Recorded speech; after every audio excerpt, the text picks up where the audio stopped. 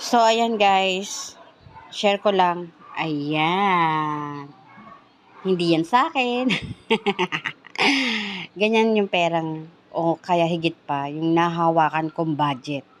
Kapag ako yung magkikip ng pambayad ng bill like electricity, PLDT wifi, and yung budget sa bigas at pag may ipapadalang pera sa kapatid, sa kaanak, ayan.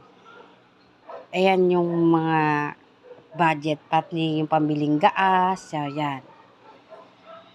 Ayan, pero hindi yan sa akin. Pagdating naman sa mga ganitong bagay, pag talagang inuutos sa akin na itago yan, ibayad mo sa ganyan, which it's tinutupad ko talaga. Hindi ako nagpapasilaw kasi hirap mawala ang tiwala ng kapatid. Ayan. Tadaan!